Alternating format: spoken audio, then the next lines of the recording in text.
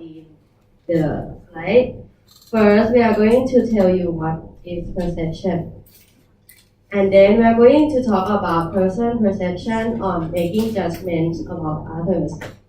And then the link between perception and individual decision making.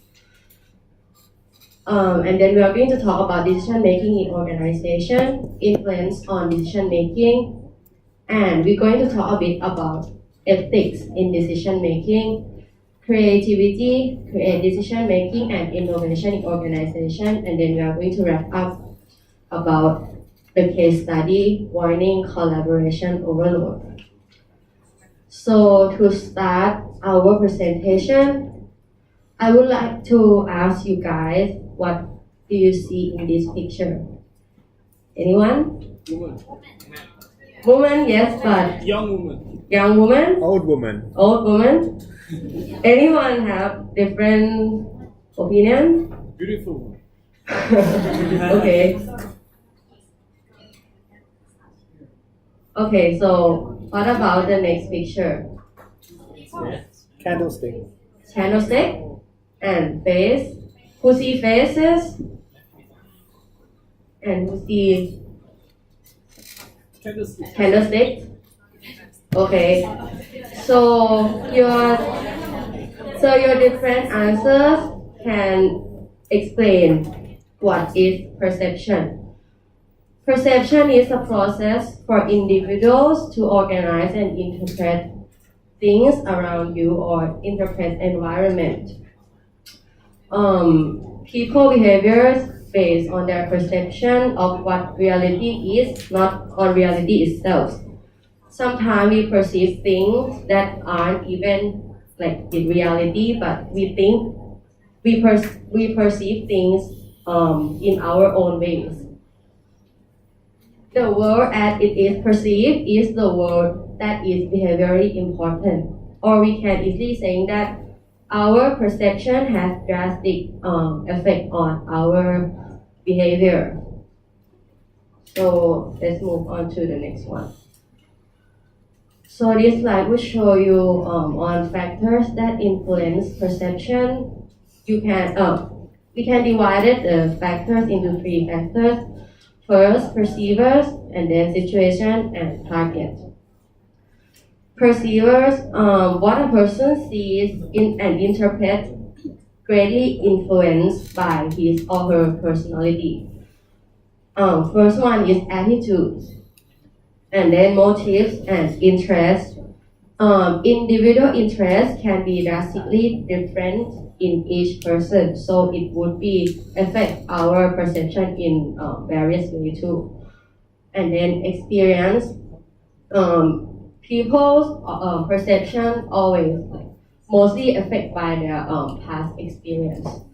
And then expectation. And for the second one, situation, we can divide in 3 factors: time, work setting, and social setting. For times, I would like to give you an example that if you see one lady dressed in an evening gown in some proper event, you will see that it's normal. But if you see that lady in this classroom, you will draw your attention to that lady. And for work setting is a place, and social setting is social norm. And for target, novelty, which is derived from the word new, people always lead their interest to something that new. And then motion, moving things would always catch our attention than steady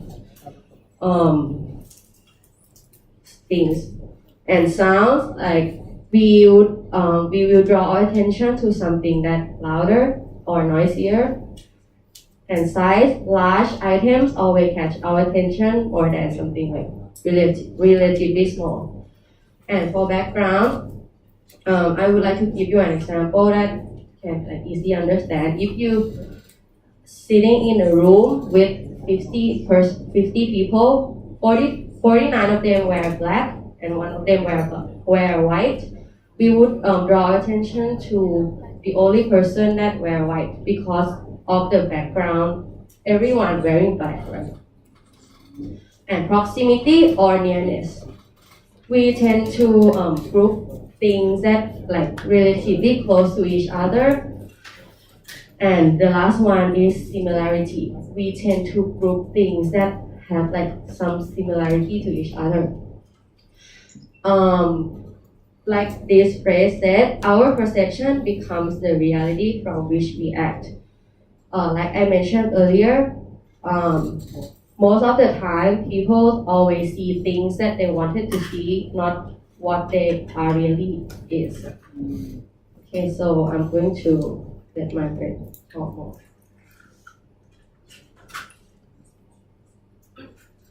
Okay, after we understand the perception, then we will explain more about the theory that we will make to adjusting the people.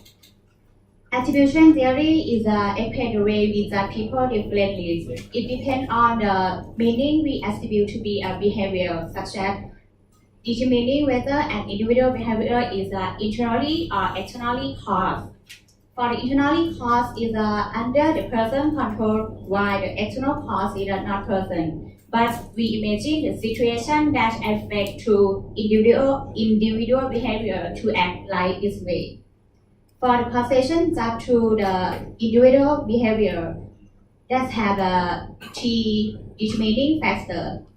First, distinctiveness. Distinctiveness is a behavior that show different behavior in different situations. Second, consensus. Everyone that's faced with the same situation act in the same way. And third, consistency. Individual respond in the same way over time, even different situations. This is a key element in attribution theory. It's combined with the observation, interpretation, and attribution of cause. The key factor that determining the individual behavior is the effect to the external or internal cause of behavior of each person. For the error and bias in attribution, fundamental attribution error is the tendency to underestimate the influence of external factor and overestimate the influence of internal factor when we making judgment about behavior of other person. Normally, we blame people first, not the situation. And for the self-serving bias, is the tendency for individuals to attribute their own success to internal factors, while they putting the blame for the failure on external factors. We will say that it's our success but their failure.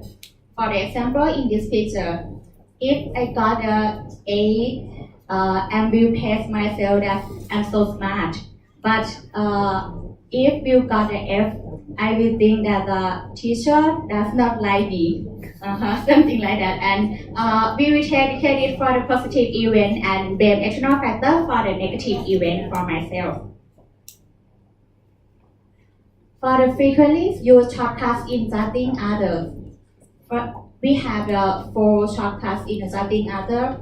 First, selective perception is a tendency to choose or interpret what one sees based on one's interest, background, experience, and attitude. For this pic, the man on the left side said it had a half full of the water in the glass, but the right man said it's half empty in the glass. But it's the same thing, and people judge them for the background or attitude. Second, halo and horn effect is a tendency to draw a positive or negative effect impression about individual based on a single characteristic. They determine a single characteristics of person and think they have this characteristic overall. Third, stereotyping is about judging someone based on one perception of the group to which that person belongs. such as if you be a woman, the man will think that you will shopping all day, not work anymore. But for the man is had to work hard and careful in the work. Lastly, contrast effect. The contrast effect is the evaluation of a person's characteristic that is affected by comparison with other people. Such as for the interviewer, when they interview the candidate, is a good personality first. Then for the next person, if they have not a good personality, it will affect to lower judgment. Yes. Okay. And for specific application of shortcut in organization, they have a T situation. First, employee interview. Most interviewers make a perceptual judgment that are often inaccurate and generally draw early impression that quickly become and most of them is faulty. Second, performance expectation is about a self-fulfilling prophecy or Pygmalion effect. It's a situation in which a person inaccurately perceives a second person. And the second person behave like the resulting of the expectation of the first cause. It's about the individual behavior is determined by the other expectation. And third, performance evaluation. An employee performance appraisal is very much depend on the perceptual process, such as the pay raise or the bonus or the performance evaluation as employee control. Okay, for the link between the perception and individual decision making. For individual decision making,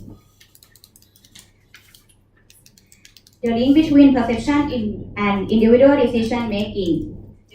Individual in organization make a decision for the overall of a level in the organization. They make a choice from among two or more alternative decisions. And every decision requires interpretation and evaluation of information. They have to select the data, interpret and evaluate the strength and weakness of the decision before make adjustments. But when we have the discrepancy between the current state of affairs and some desired state is occur a problem that we have to rethinking about the decision making.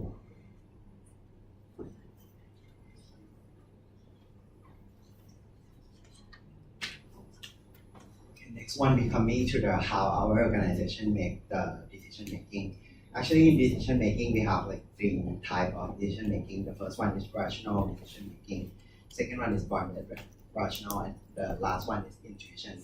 I'm going to explain one by one. The first one, as its name says, rational decision making.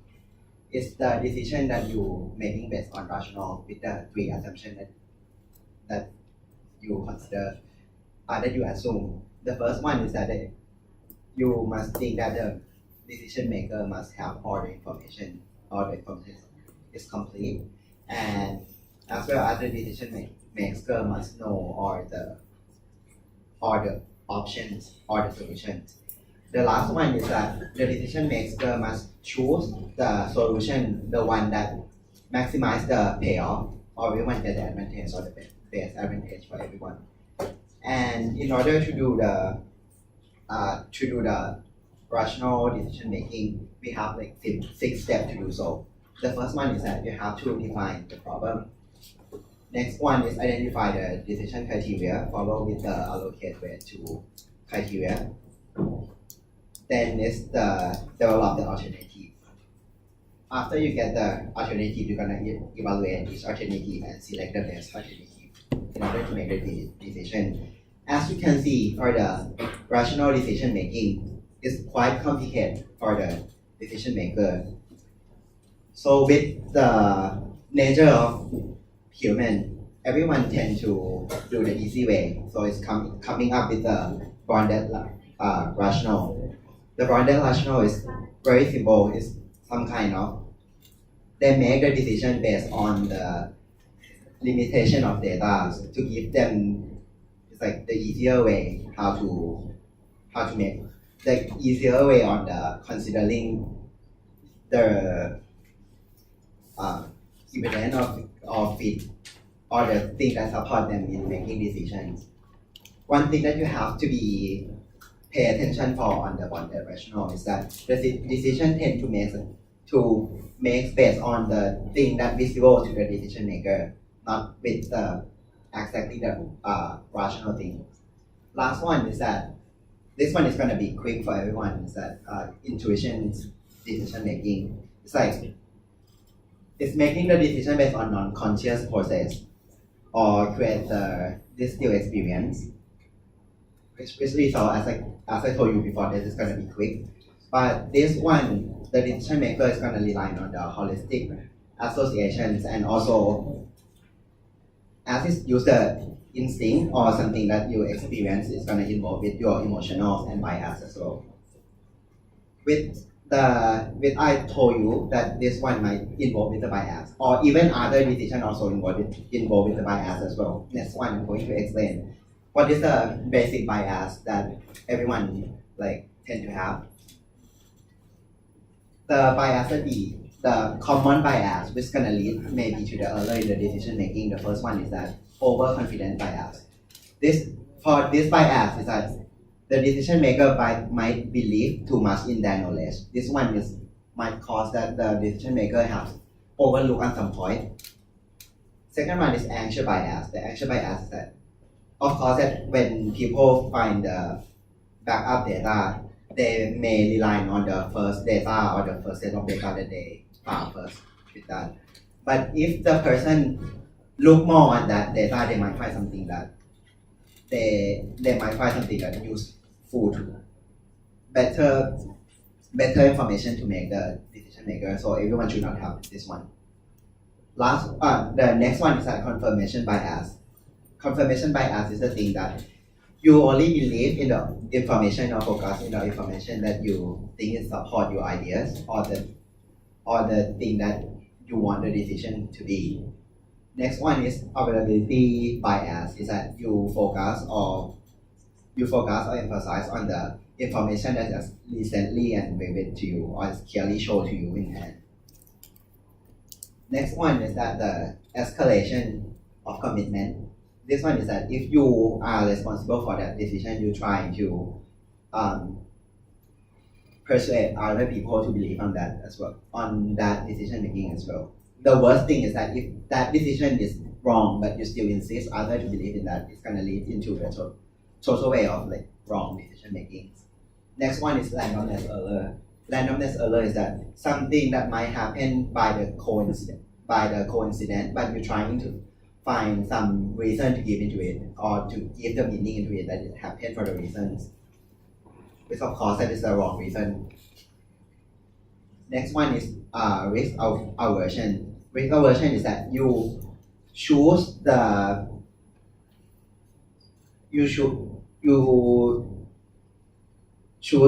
outcome that might give you the you choose the outcome which give you the moderate risk over the outcome that you might have some higher risk but it's going to give you better outcome. It's like you are not careful enough to handle the risk. The last one is that hindsight bias. This one is quite confusing, but I have to say that it's like you making decision because you really know what is the answer of that decision going to be like. But in this, is that what if you don't know the outcome of the decision? If you don't know the outcome, it means that you're not able to make a decision in this at all. So this is all the bias that we should know and should avoid in this in order to give us the most effective decisions or the best decision to our organization.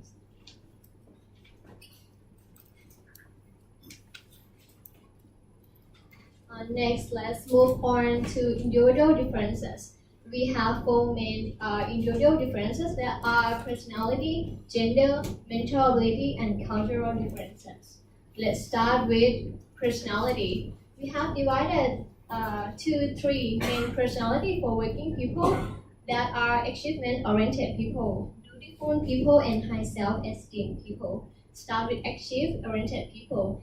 For achieve-oriented people, they tend to hate to fail. To avoid the failure, they escalate work a lot. However, for dutiful people, they are less escalate work, but they are focusing on what is best for the organization. And for high self-esteem people, they tend to use a self-service bias, and they also tend to blame others when they have a problem. And sometimes they tend to take credit on themselves for success. And for gender also, actually gender, men and women, is equal in quality for decision making in a situation that is not straightforward. But in a stressful situation, men become more egocentric and tend to make more risky decisions than women. For women with a stressful situation, women become more empathetic and sometimes over analyzing problems. They spend a lot of time before making a decision. And after making a decision, women tend to be more depressed and more regret on the past decision. Are you guys agree with this? Next, about mental ability. People with mental ability, they have both good side and bad side. I will start with the good side first. Of course, people with mental ability, they have a greater decision making because they can progress information quickly. They can solve problem accuracy and they have ability to learn faster than the others. However, people with mental ability, they have a bad side, that is they can be afraid to overconfidence sometimes.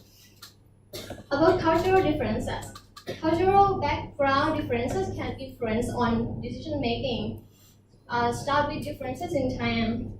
Differences in time orientation make us understand the difference people making decision. For example, like Egyptian people, when they make a decision, they tend to they make much slower and more deliberate than the people like in the US country. And for when they're facing the problem, they have two kind of people: solving problem and just accepting it. Do you think what type of people type people are in when they're facing the problem? Solving it or accepting it? Do you think? Yes, actually, according to the research, Thai people are in the accepting the problem instead of trying to solving it. An example of solving problem is US American people. And the last one is group-oriented decision making. For example, like Japanese people, before they make a big decision, they tend to make a group meeting before. Yeah, they keep discussing on the big thing to a conclusion, and then they make a decision. Moreover, we also have organizational limitations that can influence on decision making. First, with performance evaluation system, the organization have limited on a decision making if everyone in the organization is just focusing on the criteria that are evaluated only. So they might ignore some issues that are not related to the evaluation system. So it's not good for the organization also. The next one is reward system.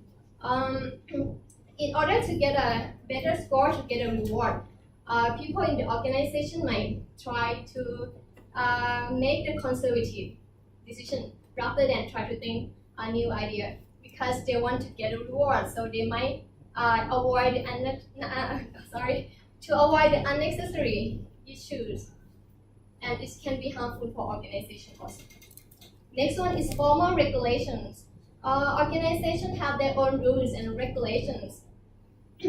So it can make people have limit freedom on their decision making. People might not try to think think out of the box or try to make any suggest any idea for making a decision. Next is system impose time limitation. The impose deadline with a limited time to gather information before making decision can make the wrong decision in the organization. And the last one, historical results.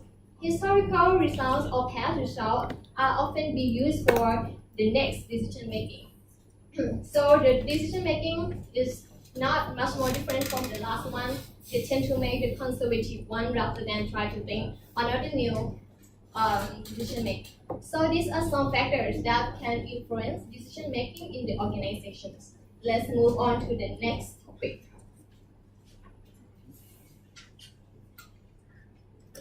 So let's move on to the ethics in decision. Ethical consideration should be very important for organizations. So I will show you 3 ways of ethical decision making. The first one is utilitarianism. It means that you make a decision based on outcome to provide the maximum utility for everyone.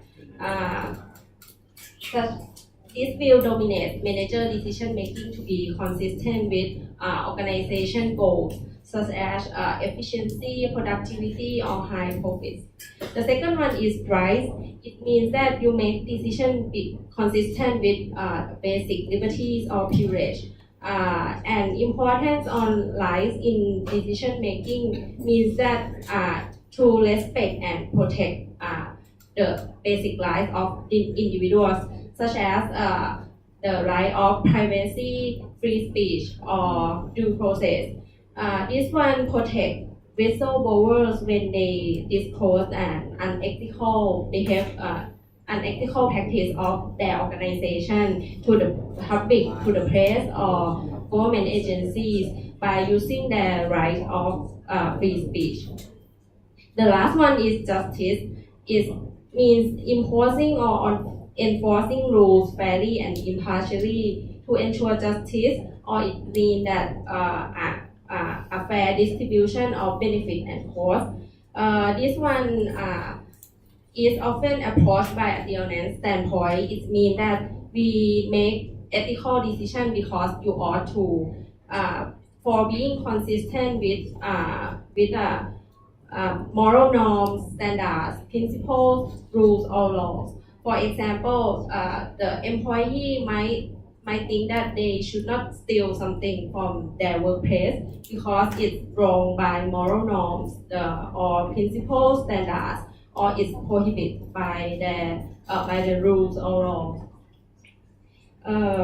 For the manager would prefer the first one, the utilitarianism, because you want the profit or maximize your profit of the organization. But the public would like the second and the third one because public concern about the individual rights and social justice, and suggest that managers should set the ethical standards based on non-utilitarian criteria. So it's become a challenge because for manager to satisfy individual rights or just social justice is quite complicated. So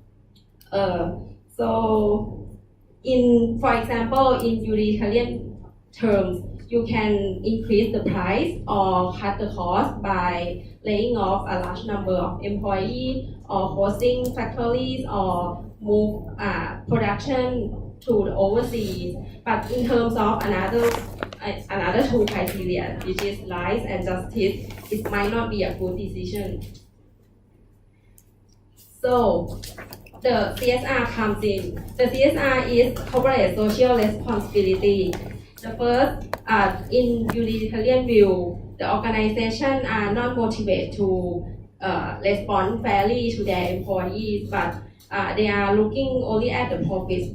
So the public pressure on the organization to have more responsibility to the sustainability issues, such as customer will tend to buy more goods or service from the good CSR companies, or the talent candidate would like to work at the good CSR company, or the government will offer incentive to the organization that have sustainability efforts.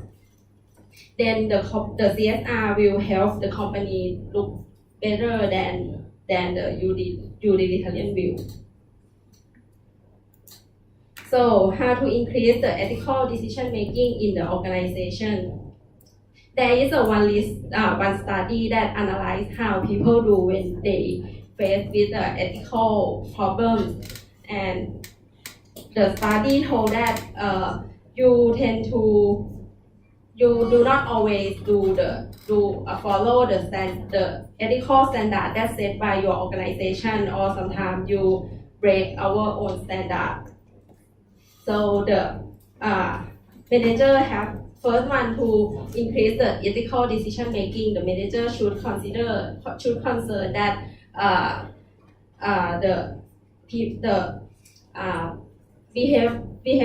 ethical behavior can affect by the environment. For example, if in the company have the sign of money or status everywhere, so an employee tend to take it important than the ethical standard. So they might do something wrong to increase or to get more money or increase their status. So the second one, manager should encourage the conversation about moral issue with their employees. This thing to help to remind or increase the ethical decision making of their employees. Another one is we should concern about our own moral blind spot, which means that we tend to see ourselves as more moral than we are, and others as less moral than they are. So to overcome this, manager should encourage to have an open discussion with their employees, or do not give a penalty to the one who come forward. And the next one is the ethics with national culture. So we should know that there is a few global standard for ethical decision making. For example, in the bribery is my common in China, but I want to give Thailand as an example. So in China, maybe bribery is quite common, but for the Canadian that working in China may face some ethical problem that should he pay a bribe to secure the business or not. So then the ethical principle for the global organization that reflect and respect the local cultural norms are very necessary for high standard and consistent practice. The last issue is lying. Lying is one of the top unethical activity that we might do in daily life. So it affects the decision making of the manager, because manager cannot make a good decision if their employees lie. So to solve this problem it should come from the organization behavior, that is manager should find ways to prevent the lying in the organization, or create a good environment that have no liars in the company.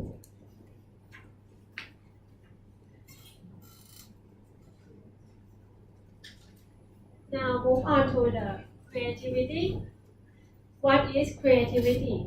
Creativity is the ability to produce novel and useful ideas. It's about thinking out of the box.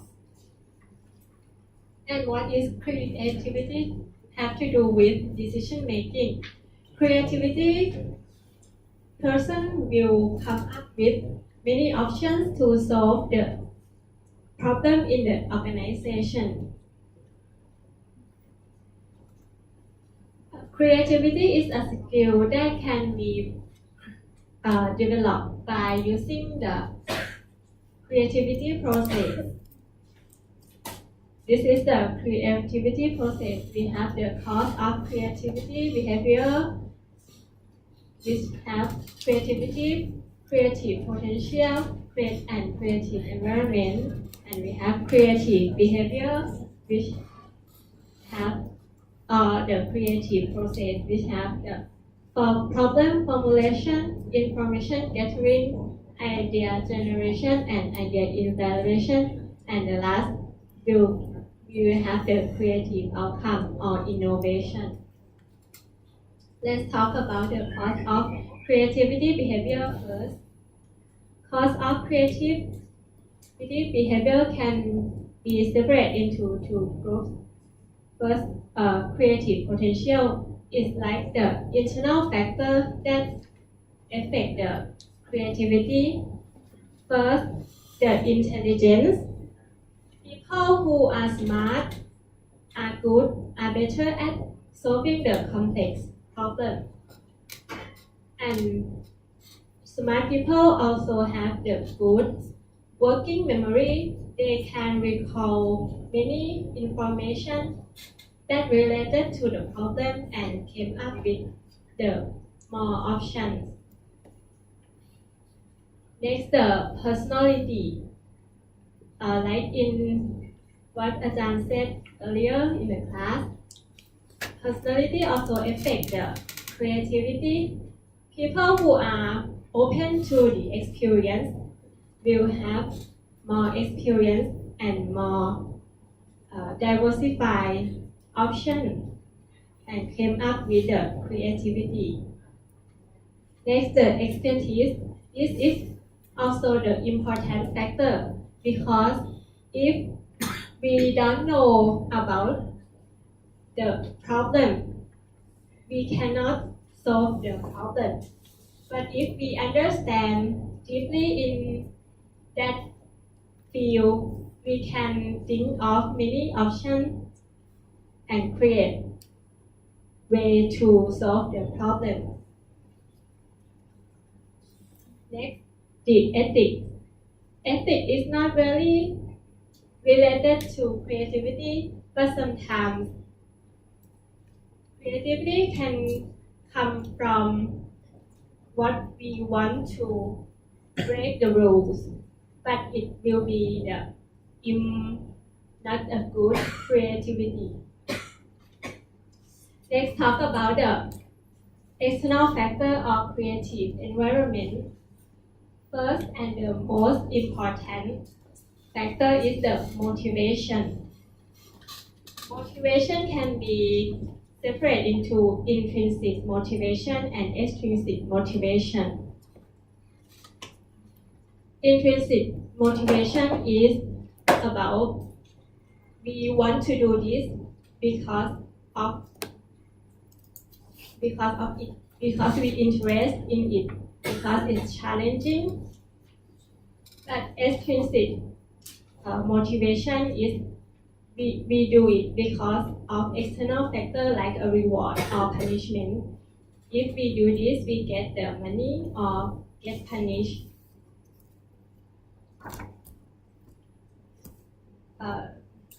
Sometimes extrinsic motivation can decrease the creativity because we will feel pressure to do this, and when we feel pressure, the creativity cannot come out.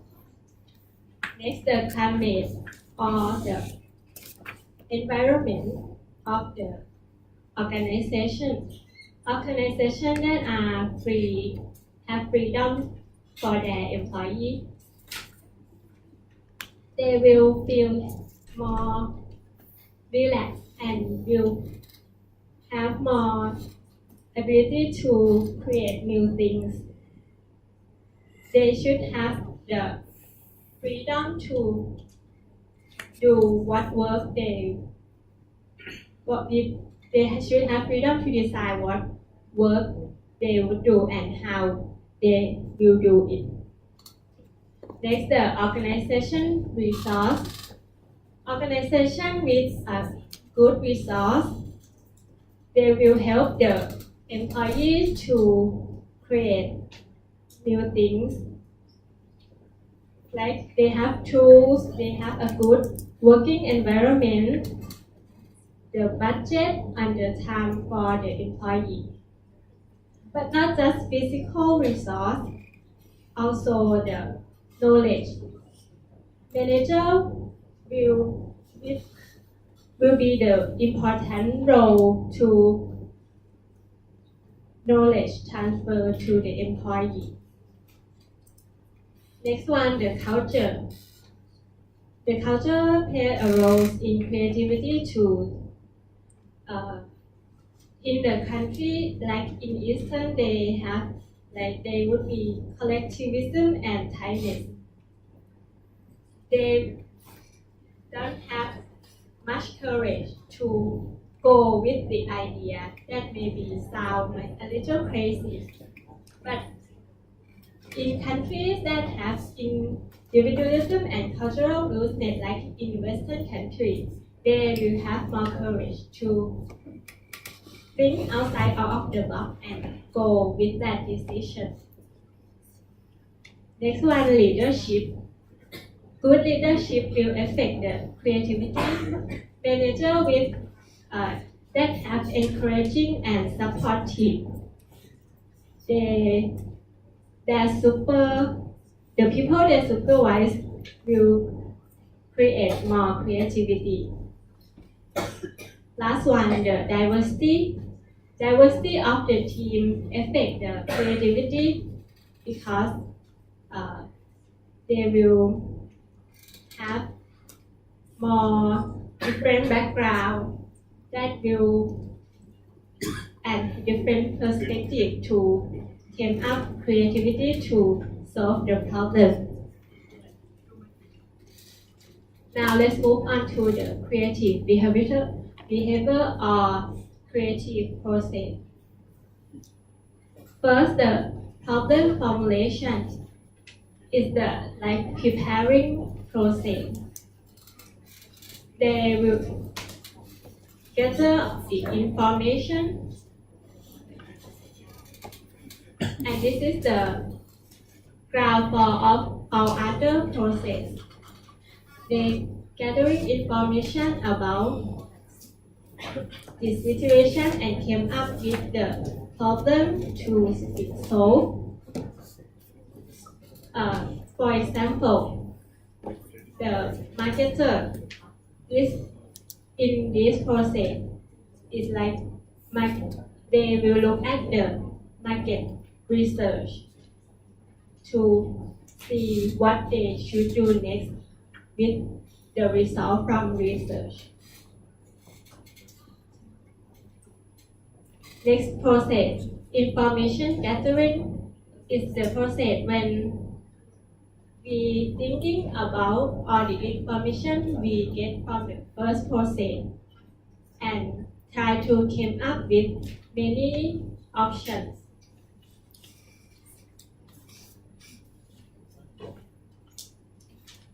We will be keep thinking about the problem. This process can take a very long time or could be just a few minutes before the idea would come out. During this process, the environment will have the effect to the people who are thinking, because when we are thinking, if we got disrupted by another thing, we will stop thinking and think about something else that disrupts us. Or if we are not feeling well, feeling stressed, the idea cannot come up. But if we feel good, happy, feel well, we can think of new things easier. Next process, idea generation, is the Eureka moment. Do you know Eureka? Anyone? Eureka. It's a Greek word mean I found it said by the Archimedes when he think of the solution to fix the mathematical problem. This is when all the information that we think has come to a decision or a plan. The last process, idea evaluation. In this process, we will get the idea that came out and evaluate if it's good or not. Is it good enough to be implemented and go on with this idea? Idea evaluation can also happen at the end of the project when we already do what we plan and we will evaluate if it's a good plan or not. After all the process, we will have the creative outcome or innovation. Creativity behavior may not always become a creative outcome if we cannot use it. The creativity outcome it can be usefulness or novelty. Usefulness is the outcome that all the stakeholders in that solution think is a good and is usable. But novelty is something that we think but maybe not really can be used in the real world. But novelty can be used, but not always useless. It can be used in like art or use it to make a movie.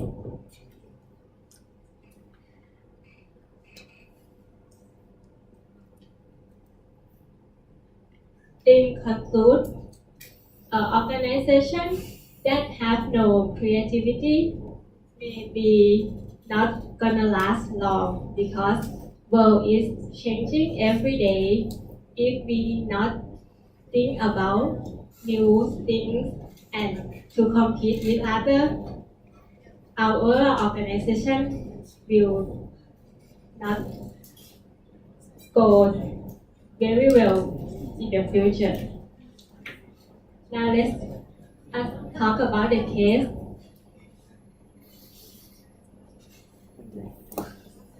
Okay, it's going to be our last part now. I believe that every one of you have read the case, right? So you might familiar with the case. So I'm just going to summarize the case. The case said that McLellan invests in many collaboration tools for their ultimate goal is to help employees work more efficiently. However, most of the people still stick on their what they know and use. For example, they tend to send back and forth emails, many meetings, many text messages, and everything. Then the problem came with collaborative overload. Only 3 to 5% of employees adds 20 to 35 value-added collaborations.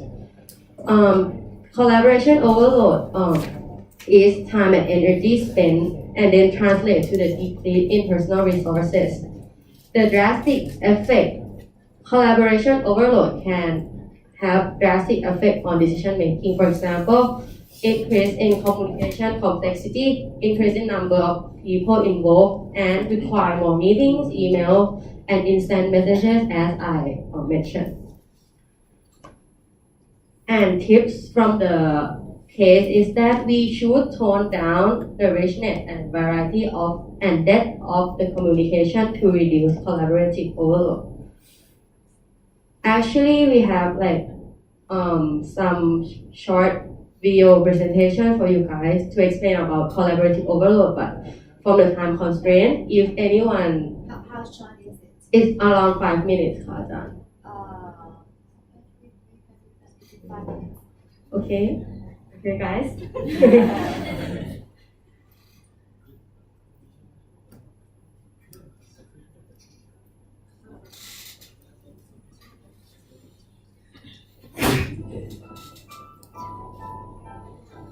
So many different people can get to you these days.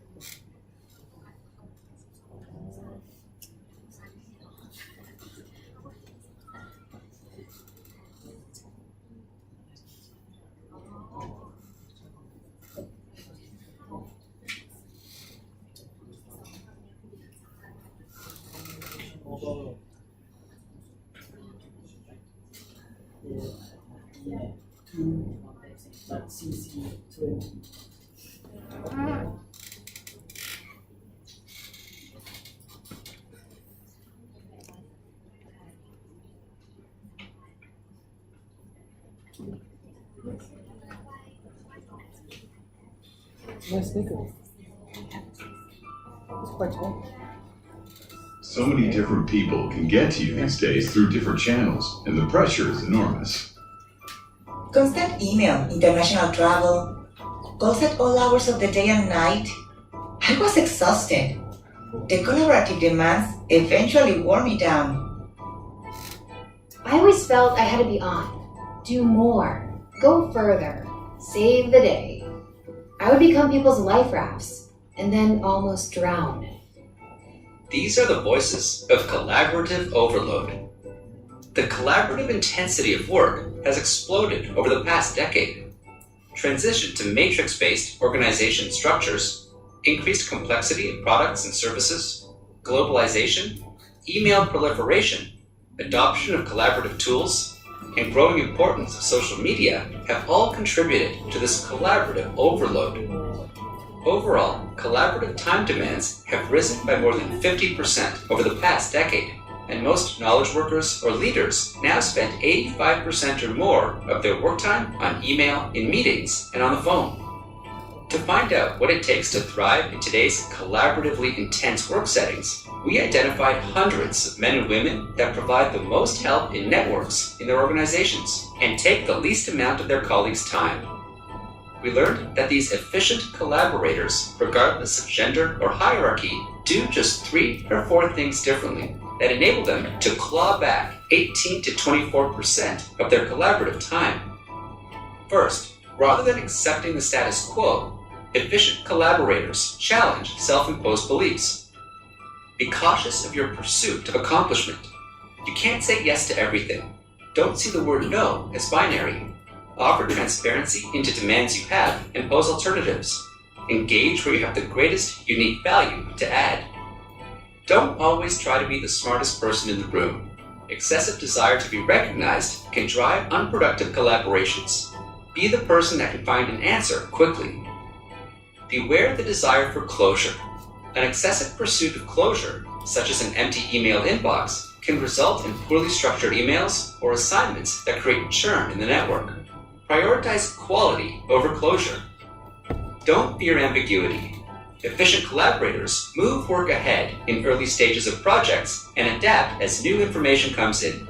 Look to produce a solution in 20 minutes that helps move a plan ahead. Second, rather than letting other people's requests determine their lives, more efficient collaborators impose structure that streamlines networks and pulls them to personal and professional aspirations. Deploy a network strategy. By building non-insular networks, you help prevent your identity from being tied up in any one group. Be proactive in network development and focus on external connections and boundary-spanning collaborations within your organization.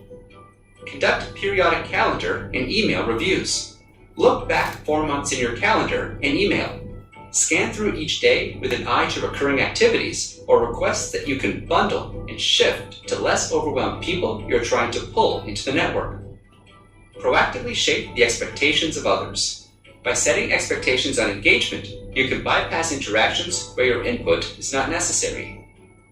Align tasks to network to scale work beyond you. By thinking of their work and network simultaneously, efficient collaborators scale accomplishments beyond their own abilities. Finally, rather than let inertia dictate efficiency of your collaborations, focus on communication norms. Use appropriate mediums judiciously. With meetings, require pre-reads so that time is spent on attendees' expertise. With emails, establish format and organization standards. With IMs, if you are sending more than 3 to 4 messages, a phone call will be a better use of time. Create pull rather than push in networks. Engage people in a way that draws them to an idea.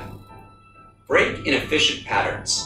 Left unchecked, relationships can consume enormous amounts of time unnecessarily. Consider whether you are consuming other people's time efficiently and coach others on how best to consume your time. Allocate the appropriate time. A typical meeting is scheduled for an hour or 30 minutes due to calendaring norms and software. Reduce that commitment when possible by offering half the time requested. Develop trust and instill safety. By creating an open, collaborative environment, people are encouraged to take prudent risks and initiative. Consider how your actions might be affecting your ability to create a trusted network. The recent explosion in the volume and diversity of collaborative demands is a new reality that is here to stay. It falls to individuals to focus on unique activities that can reclaim 18 to 24% of their collaborative time. Beat collaborative overload and reclaim your day. To learn about opportunities to improve efficiency, take the network assessment. Get immediate recommendations on your highest priority items. Okay, so I hope this clip helps you through maybe your daily life work in your organization. If you face with like collaborative overload, maybe you can use these tips and tricks to solve all that problem. It would be the end of our presentation.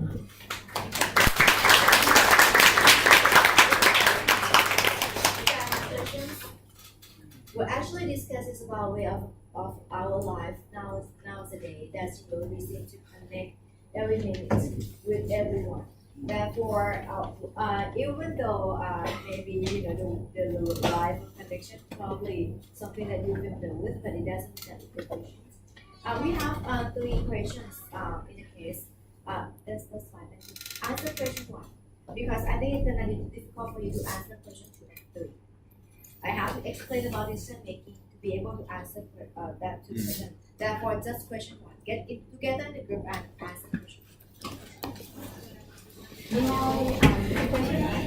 แค่มีหนังสืออะวิสติล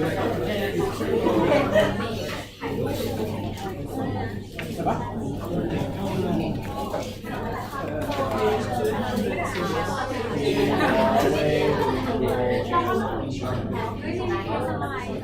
What way do you think? Collaboration.